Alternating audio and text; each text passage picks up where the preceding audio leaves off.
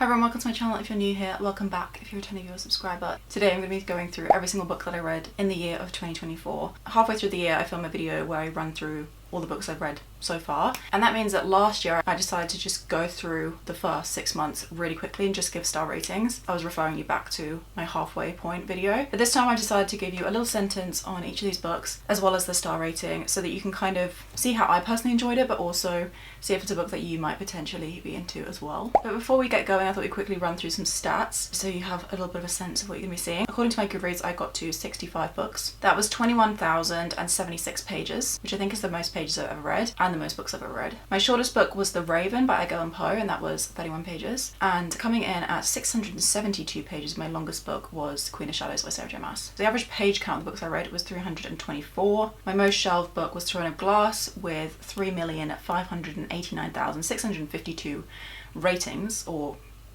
people having marked it as read, as of like a couple of weeks ago when I took these stats. And my least shelved was Jimi Hendrix's Purple Haze with 33.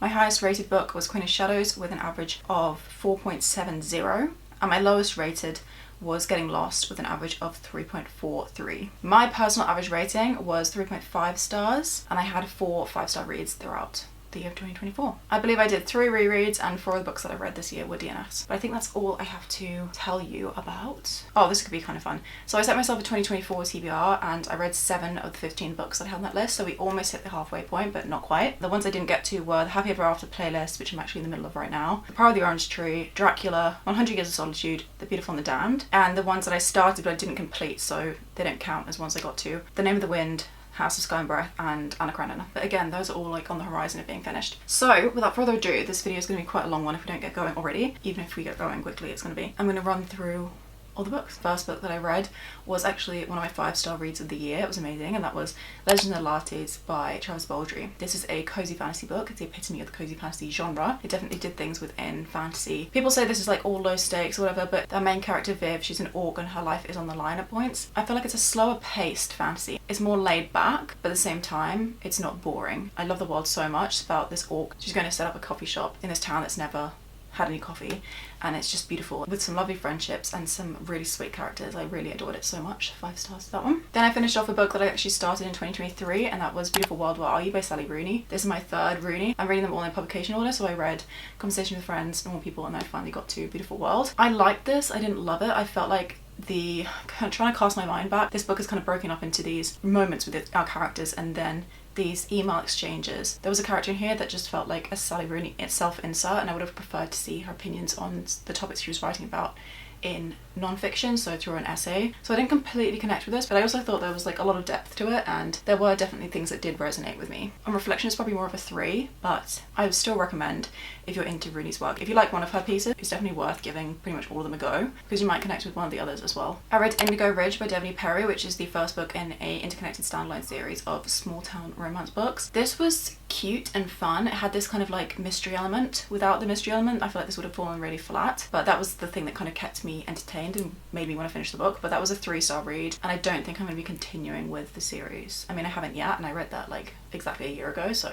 it's not looking like it. And then I read An Ember in the Ashes by Salva Tahir. This is a book I've since unhauled, but I did thoroughly enjoy it, and I would highly recommend to people of like a YA reading age. This is a really cool fantasy world. We've got really strong characters, and it's really well written. What this was super reminiscent of for me was Fourth Wing. So if you're a Fourth Wing girly and you haven't read An Ember in the Ashes yet, then definitely give it a go. And I know it's having a bit of a resurgence at the moment because the covers have changed. Highly recommend if you're into fantasy, if you're into kind of like that school setting, but kind of like this war college kind of vibe. It is pretty brutal. It definitely reads like upper end of YA, so would highly recommend. I did a reread of Normal People by Sally Rooney. This is my favourite Rooney, and it was 5 stars again on the reread. I love this. I actually didn't read this from this copy because I was annotating a copy for someone. It was a really kind of like emotional reading experience, and I love being able to fill the pages with my thoughts. I read the first book in the Spiderwick Chronicles, which is the Field Guide. I love the film so much, the one that's based on this book series. What the film does is it takes the 5 books in the series, turns them into this one film. So then going back and reading one of the books feels like a bit disjointed because it kind of finishes like literally a fifth of the way through the overarching plot. I definitely need to continue on with the series. I think it would make more sense to kind of read them all in one go, but I didn't do that. It was still a lot of fun and I enjoyed that one. That was 4 stars. I read Mr. Wrong Number by Lynn Painter. This was almost a 4.5, but it was just a 4, probably like a 4.25 if I rated in those. This was so much fun. It's about this girl, her life's a disaster. She's had this really messy breakup and she's moving in with her brother, and her brother actually has a flatmate. She basically ends up texting with the brother's flatmate without knowing it's him that she's speaking to, because they have this whole like wrong number situation, and it's just so funny. It's definitely one of Lynn Painter's better works in my opinion. I loved pretty much all of it. There was one thing I kind of didn't get on with, something to do with like the way the main character was kind of like saying like how you should be by the time you're like 22, you know, you should have like figured it all out basically. There was like a bit of that kind of narrative, which I didn't love obviously because that's ridiculous, but at the same time I thought it was really fun, just like great banter, and actually had me like cackling in the middle of the night while I was reading it. I read Submarine by Joe Dunthorne. I loved the film adaptation of this, so I really wanted to read the source material. I would say the book is actually as good as the film. They're very different, like both in terms of plot and also the way they're delivered. At the essence of each of them, they are twins, you know, they're identical. I love this so much. I thought it's so well written. This is actually a debut. Joe Dunthorne was at university, I believe, when he wrote it, which is super duper impressive. It's really quirky and sweet and unique piece of writing. Our main character Oliver, it's his like first love, but also his parents' relationship. He's just a very funny kid and super unique, but also, you know, you can imagine him actually being someone out there. I really highly recommend this. I finally rounded off the Caraval series by reading Finale. This is the 3rd and final book in that. I love this so much. It's a 4.5 star read. Genuinely not a thing I would kind of change about this. I feel like it just reads a bit young because it is young adult, but I'm not young adult, so I just don't fully connect on that level with like the writing style. But I think that Stephanie Garber is a genius. I feel like the series is so creative and beautiful. It's about this magical kind of circus game, and these characters get swept up in it, and it's very dangerous, and the world is so beautifully built. I read Powerless by Lauren Roberts. This was a 2-star read for me, unfortunately. I just really didn't like this. I feel like it just blatantly stole so much from previous YA books. I've read so much YA fantasy in my life. I've been reading it for many years, like since 2016, and I just felt like when you have grown up reading these older works that have been out for years, literally like almost coming up on 10 years now, this book had so many influences, but they didn't seem like the author had taken the concept and then just like twisted it to something of her own. It felt like she just dragged over the exact same thing, you know, copied reams of the text and like pasted it into her own work. It felt like blatantly stolen, and I didn't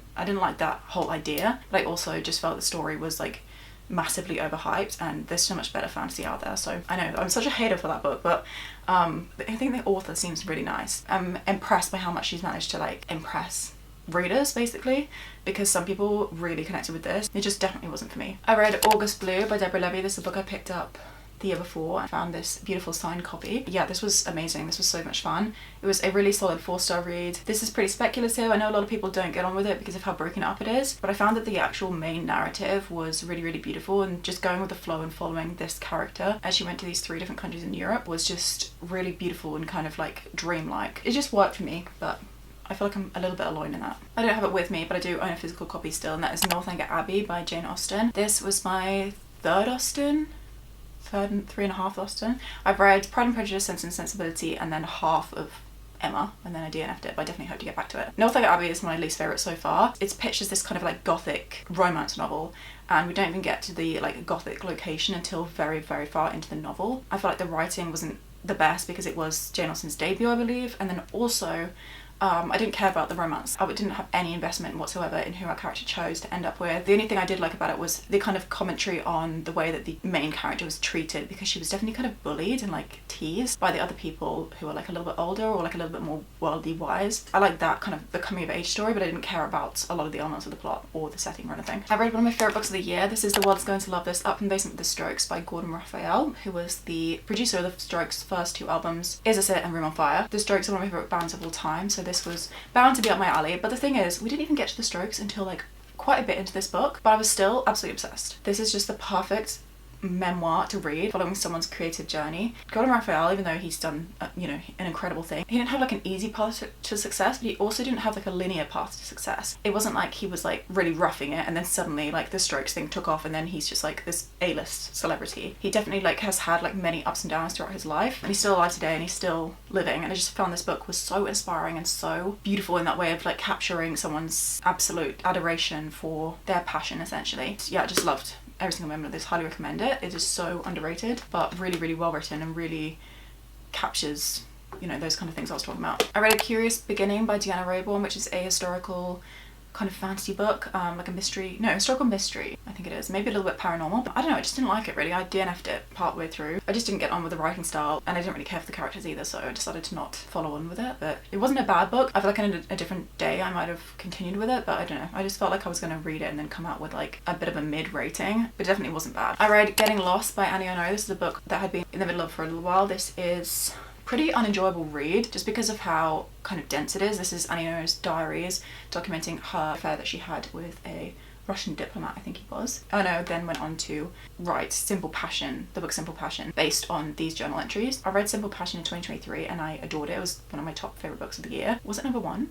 I think it was number one actually. Because I was so obsessed with that, I really wanted to give this one a go. But if I hadn't been, I wouldn't have bothered with this, or I would have given up on it, because it is just kind of so dry. Also, the subject matter is not enjoyable to read about because it's about an affair. You definitely get the kind of nitty-grittiness of this. Simple Passion was written in this more kind of like drawn out, speculative, abstract way, while also being very accurate to the experience. It didn't glamorize it, but it just was much more kind of like artistic, much more refined version of this book. Enjoyed this style of writing more than I did this one. However, I'm still glad I read it because, like I said, I definitely saw moments where she like drew from this book, so I enjoyed the kind of reference of it, but I don't think this is one that I necessarily recommend. I did a reread of Throne of Glass by Soja Maas. I read this book a couple of years ago and I wanted to do a full read of the series with Lucy. We've been making our way through this series across 2024 and we're going to be doing it into 2025 because we haven't quite finished yet. But I definitely wanted to reread Throne of Glass because I didn't remember enough of it to like be going into this like full 7-book fantasy series or 8-book fantasy series, whatever it is. On my first read I gave this 3.5 and on my second read I gave it 4.5, which was a massive jump in rating. I just enjoyed it so much more this time around. I'm not sure really what it was, but one thing I particularly didn't enjoy the first time around was the magic system, and I feel like I kind of was fine with it this time. I don't know whether this is a 4.5. I feel like now I've read more of the series, it's probably like a 4. It's still a really good book and I highly recommend it. I love that the series kind of gets going from the first book. Definitely gets you hooked almost immediately. I read Book Lovers by Emily Henry. This is my third Emily Henry book. I read Beach Read, You're My Vacation, Book Lovers, and then I read Happy Place later on in the year. But Book Lovers is my second to last rated in terms of my Emily Henry reads. Beach Read is a 2-star for me, but Book Lovers was fine. I felt like it was really well written. I just didn't connect with any of it. Like I didn't relate to any of it. I didn't feel massively invested in our characters or their storyline, but it's definitely not a criticism on the book. 3 stars, really solid 3-star, but nothing I can like particularly vault it on, but also nothing I particularly loved about it. I read and then DNF Station 11 by Emily St. John Mandel. This is a pandemic novel, not a COVID pandemic novel, one that was written years ago, but is very much like about this kind of pandemic that sweeps across the world and then about people post that pandemic. I had to DNF this because of the amount of anxiety it brought up in me. In theory, I thought I'd be fine reading about a pandemic, but apparently I'm not, so that was good. I just put it down. I don't know whether I'm gonna ever get back to this. I gave it away, gave it to the charity shop, so not in the foreseeable, but maybe eventually down the line when I've further recovered from COVID, I will revisit this one. Then I got to the second book in Throne of Glass series, this is Crown of Midnight. I definitely read this quite quickly on the back of Throne of Glass, but I enjoyed Crown of Midnight more. This was a 4.5-star read, a bit stronger than Throne of Glass. I just loved the exploration of what our characters are doing, the dynamics between them. This one's quite heavy on the relationships, particularly this kind of love triangle between Selena, Dorian and Cale. Yeah, I just really enjoyed this. This is tabbed up a storm. Definitely one of my favourites in the series. I read the second book in the Chestnut Springs series. This is Heartless by Elsie Silver. I think I was mixing up Chestnut with Elsie. Fun. This is a 3.5-star read. Was it a 3 though? I feel like it might be. No, 3.5. I definitely had like kind of 5-star feelings at the beginning, and then I feel like the smut just got a bit out of control towards the end. Definitely didn't enjoy this as much as the first book, Flawless, but I still think this was good, and I feel like it's going to be kind of like reasonably high up in my full ranking of the series once I continue with that one. Chestnut Springs series, if you're living under a rock, are cowboy romance books, and they're really fun, really well written, great for what they are essentially. I read Love and Other Words by Christina Lauren. This was potentially my least favourite book of the entire year. I feel like Powerless is my most disappointing. Love and Other Words was a travesty in my mind. It just got so out of control. I feel like in my wrap up I low-key kind of spoiled the ending of this because the ending just... I've never been so angry. I stayed up all night trying to figure out what was going on, and then when I got to the explanation for everything, I literally lost my mind.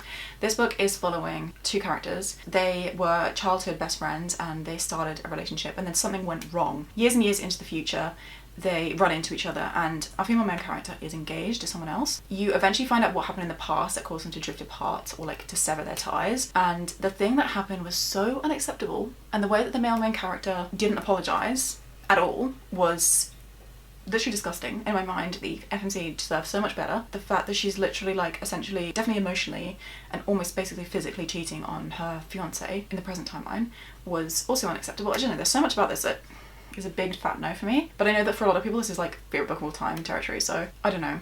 I would personally tell you to run in the opposite direction from this book, but I know that a lot of people would recommend it to you, so do with that what you will. I read Belladonna by Adeline Grace. This was a 3-star read for me. Again, kind of like the Emily Henry book, just fine. Everything was good in this, like there was nothing to complain about, but just not anything that I particularly connected with or would kind of rave about. It's like a gothic romantasy, so if you're into that kind of thing then you might want to give this one a go. I read Acts of Desperation by Megan Nolan. This is surprisingly one of my favourite books of the year, but at the time I rated it 4 stars. I feel like I'm going to up my rating to a 4.5 because it kind of gave me 5-star feels. It was a very weird reading experience. I can't explain what kind of fell flat about it or what I didn't like about it, but I feel like on a reread this would be like a solid 4.5 if not a 5. It's just one that's already stuck with me throughout the year. This is following a toxic relationship between this woman in her 20s and this man who's literally the worst. He is terrible. There's so much in this book that I sadly related to. There's so much in this book that looking back on it is actually crazy.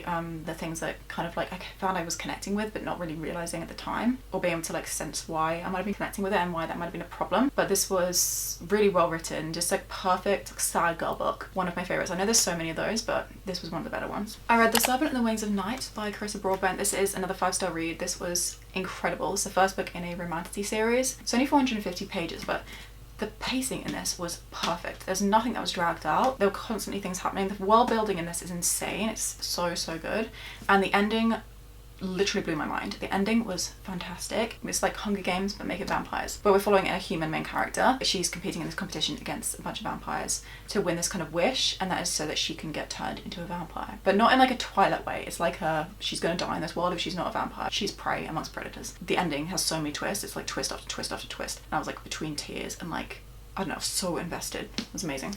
I read Done and Dusted by Lila Sage, the first book in the Rebel Blue Ranch series. Essentially Chestnut Springs but in a different font, but I didn't enjoy this one as much as the Chestnut Springs books I've read. I feel like it just wasn't as good, but 3 stars, still kind of fun. I don't know, I feel like I might eventually unhaul this. It was not amazing by any means, but still fun if you're kind of missing the Chestnut Springs books, if you've read all of those and you want something more to like kind of scratch that itch. I read the second book in the Living Autobiography series by Deborah Levy. This is The Cost of Living. This was a 4-star read for me. Literally every single Levy I've ever read has been a 4-star. I enjoyed this one, I feel like slightly less over the first one. Is that even correct? One of them I preferred more than the other, but they're very kind of like neck and neck. This one is following writing life, but particularly after her divorce. It's a lot about how she was trying to balance like looking after her kids and like living in this very kind of run down apartment or whatever, and a very poor living situation, but alongside her desire and her need, both her like inner need but also her like financial need to write in order to put like food on the table. Really highly recommend this series. I love it so much. I really love Levy's work and this is no exception. I read Friaren at Journey's End, which is a manga series, first volume in a manga series. I liked this. I didn't love it. It was like a kind of D&D inspired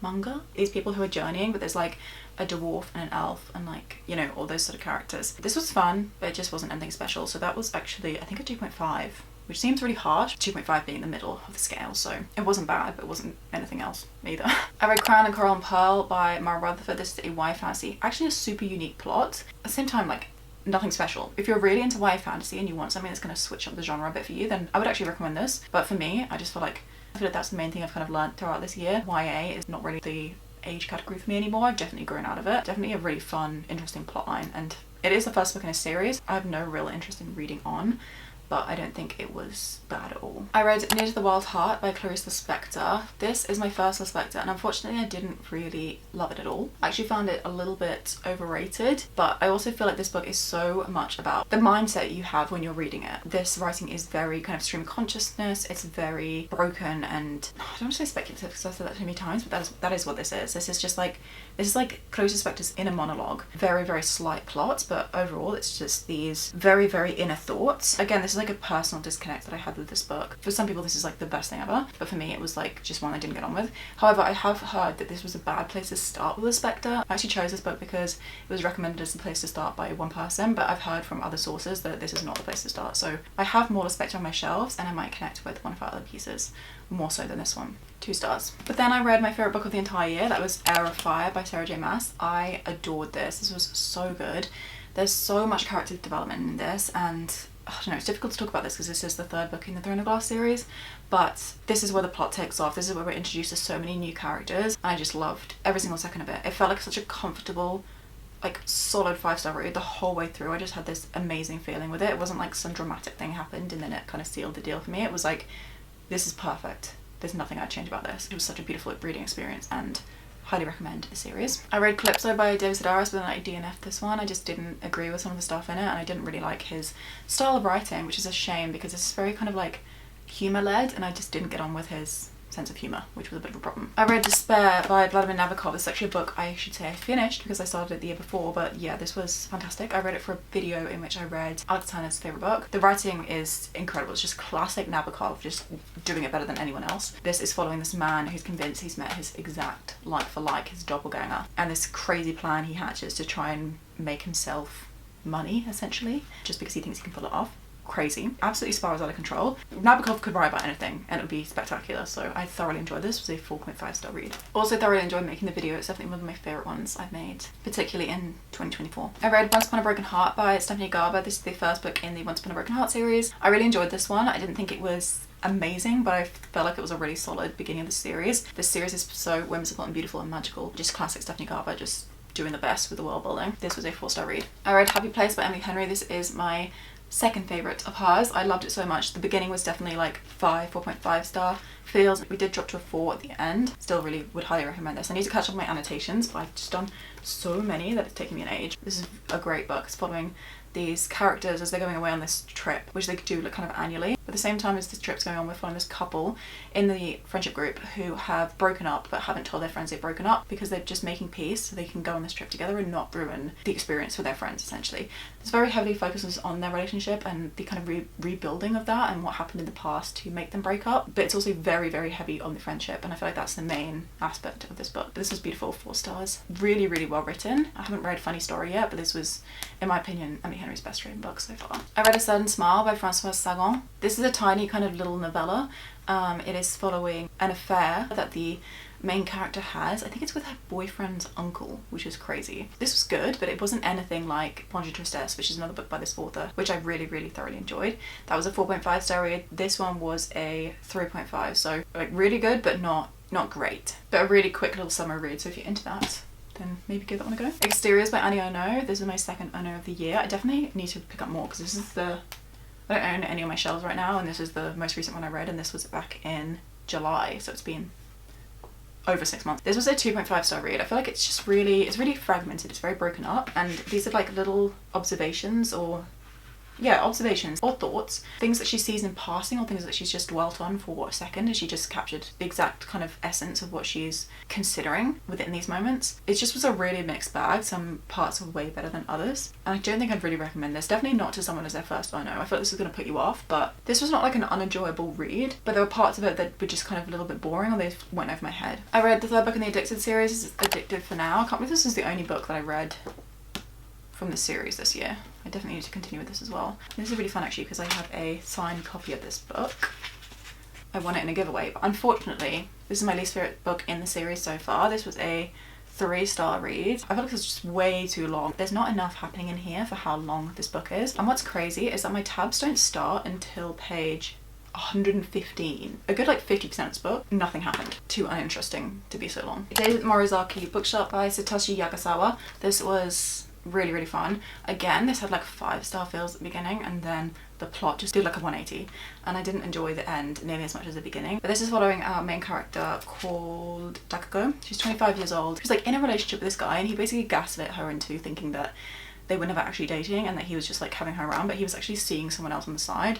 But he kind of pitches it to her as though it's like completely okay. So like, why would you have a problem with this when she's like, dude, we've been like dating for like 6 months or whatever. She has a bit of a breakdown, as you would, and she gets invited by her uncle. He's a bit estranged from the family. He invites her to stay and work in his little bookshop in this street in Japan that's lined by bookstores. It's about her falling in love with reading. It's about her like slowing down her pace of life and kind of reevaluating where she wants to go from here. The ending has a lot to do with the uncle and his relationship with his wife or his ex-wife or whatever. That was really weird and I just didn't care for it. So really great first half, not so great second half, but I still am interested in reading on because there is a sequel to this one. So that was 4 stars. I think I debated a 4.5, but I was like, no, the ending just really killed it for me. I read The Ballad of Never After by Stephanie Garber, second book in the Once Upon a Broken Heart series. This was better than the first, and the ending was stunning. The ending was so good. If the whole book had been like the ending, 5 stars all around. But I feel like a lot of people do kind of get swept away with the ending and then it raises up their rating of the entire book. And so I definitely had to be kind of conscious of that. I originally rated it 4.5, 4 stars now, but really, really good. And still like such a solid series. I read After I Do by Ted Jenkins Reid, which is about this couple, this married couple. They've been married for 10 years and their marriage had such a beautiful beginning. Things have gone way downhill by the point we joined the novel. This book is half exploring their time in the past, meeting, falling in love, getting engaged, getting married, and then half of it is the present day in which they decide to take a year apart from one another to basically see if at the end of that year they still want to be together, they still want to fight for their marriage. It's basically them doing like a trial divorce without actually signing the papers. I love this story. I feel like it was so emotional, it was so interesting. It's such like a crazy kind of thought experiment, social experiment, thought experiment. I don't know, no one would do this in real life, but seeing these characters do it was really interesting. And I feel like this is so interesting if you're in a long-term relationship and you're thinking of getting married, or if you are married and you're having problems with your relationship, because this is about these characters. You're rediscovering who they are and also whether they want to be with the other person. Really beautiful, really heartbreaking, but also really interesting. That was a 4-star book. I read The Spell Shop by Sarah Beth Durst, I think it is. This is a cozy fantasy book, but it just was really boring. This kind of fell in the trap of what a lot of people find cozy fantasy does by just not having any plot. Well, there was a plot, but it was also just like the stakes were low in this one, and the book was kind of too long for how little happened. 3 stars. That was generous. Probably it's like a 2.5 or a 2. But I did read it via audiobook and I feel like that was the only thing that kind of got me pushing to the end.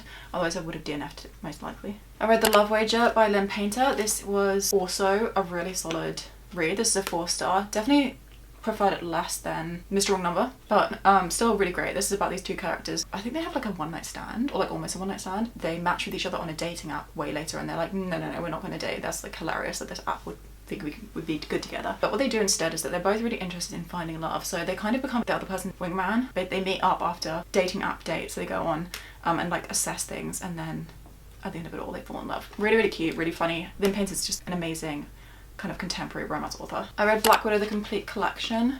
This is a comic book. I've never read a comic book before, so this was a really fun experience. I read this in a 24-hour readathon. I really enjoyed kind of switching up the format because I was sick of reading, if I'm honest with you. Really like the illustrations. I felt this was a lot of fun, but I didn't rate it because I don't have any experience in comic books, so I wouldn't even know where to begin, but I feel like this is probably like a 3.5, around there.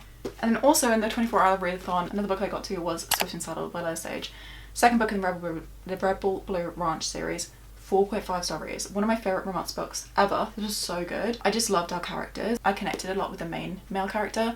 I feel like this book had so much depth despite being so short and also being a silly little cowboy romance book. It was just beautiful. Adored it. Also so impressive how much I loved this, considering I was like binging it in a 24-hour readathon video. Highly, highly recommend. I read and DNF'd Summer Crossing by Jimmy Capote. I just didn't like this. I didn't care for it one bit. I was like, either I can force myself through this and come out with like a mid rating, or I can give it up on it now and potentially revisit in the future. If not, then no. I also didn't like the idea that this book was Truman Capote's debut, and it actually was a book that he decided not to publish after his death.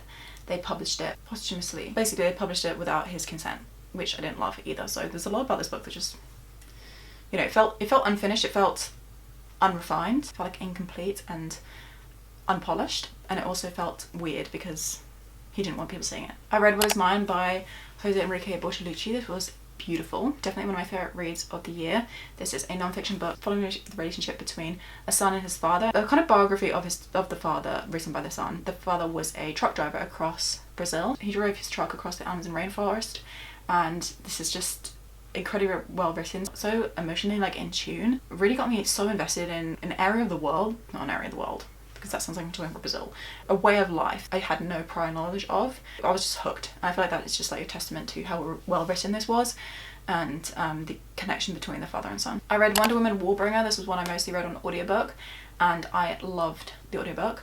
I love this all around actually. This was so good. This was a 3.5 star.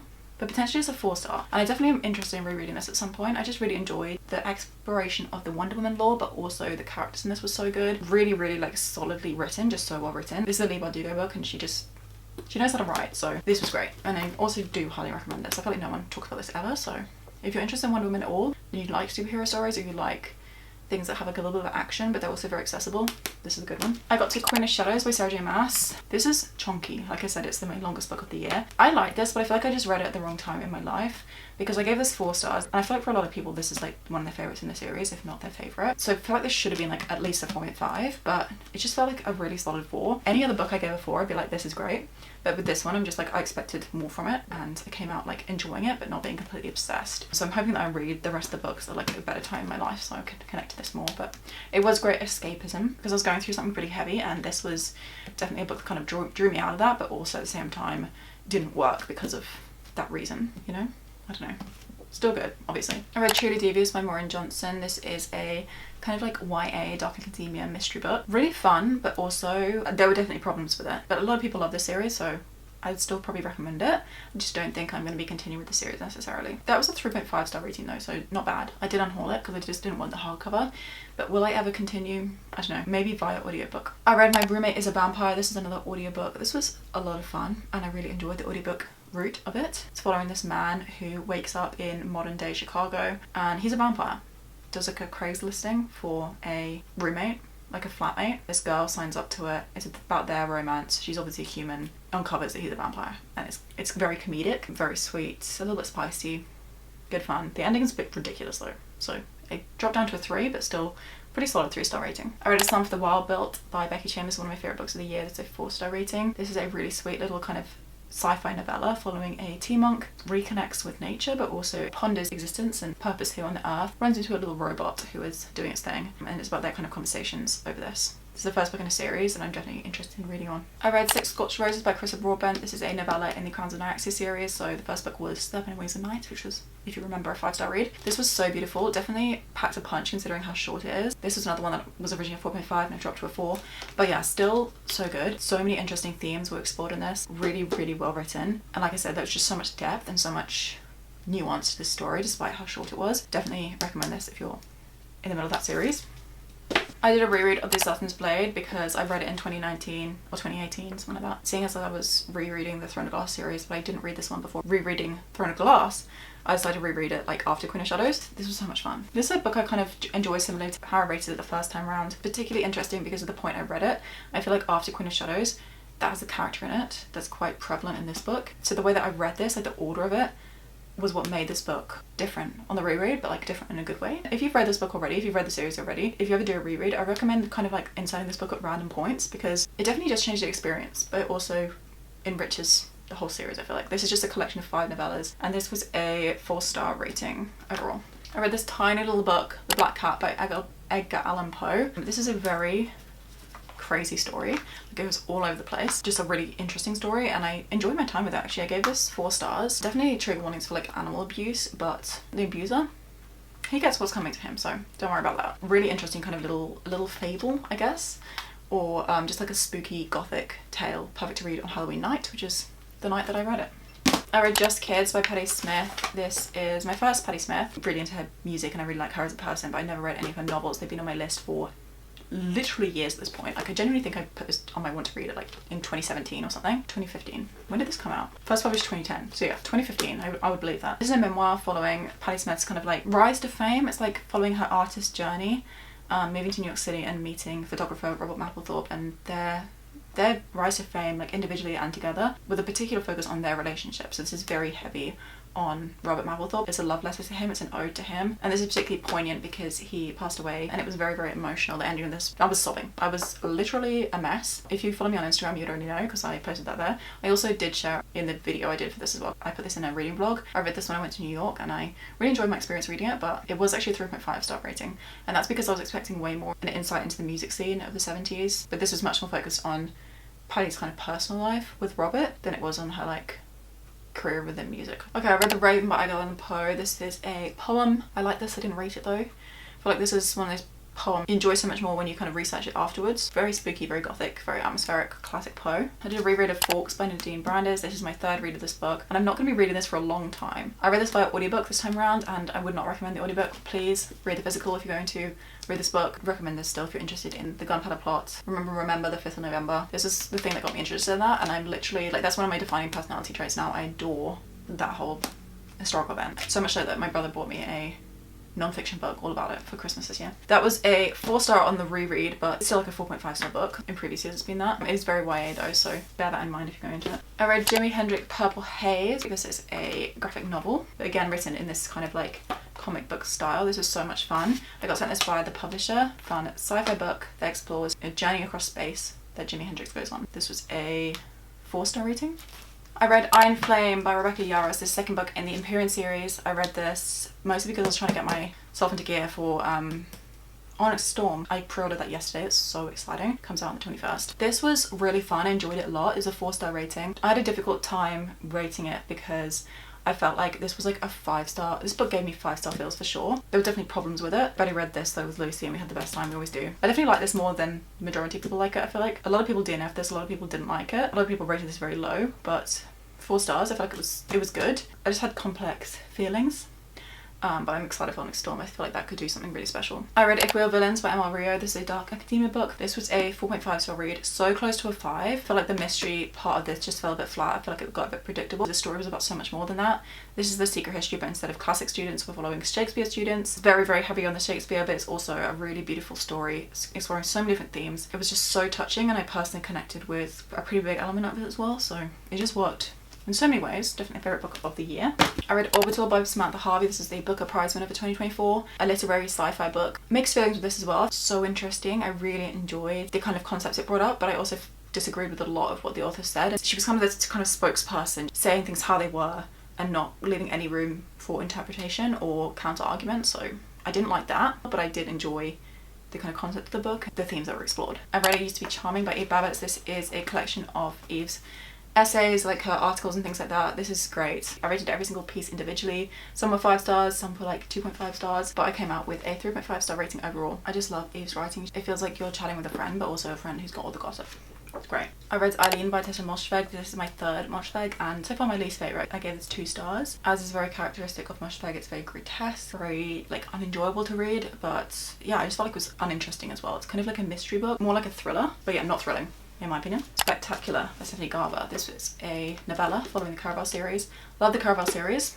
Don't love this. This was very weird in parts. Just like a Christmas special in others, so really fun and festive, but also there was one scene that was just icky. And I do go into my thoughts a lot in the wrap up and also in the reading vlog I did for this book as well. I read Clean Point by Meg Jones. This was a tennis romance book. I started this in July during Wimbledon season, and then I tried to finish at the end of the year because I put it on hold for a bit. I'm not massively into tennis during the winter because it is like a summer sport, so I decided to temporarily just like soft DNF this one and revisit it probably this year. I read Frost by Cian Crawford. This is a romantasy book. Super short, really poorly written, but a lot of fun. It was kind of like The Bachelor meets romantasy. It's kind of crazy, like silly fun time. And then lastly, I read A Curse for True Love by Stephanie Garber, which is the 3rd and final book in the Once Upon a Broken Heart series. My favourite by far. 4.5 stars. This was so good. Highly recommend this series, like literally just for this book. This book had so much more depth, so much like beautiful substance in this. I was just hooked. I read this in like 2 days. So that's it. Those are all the books that I read in 2024.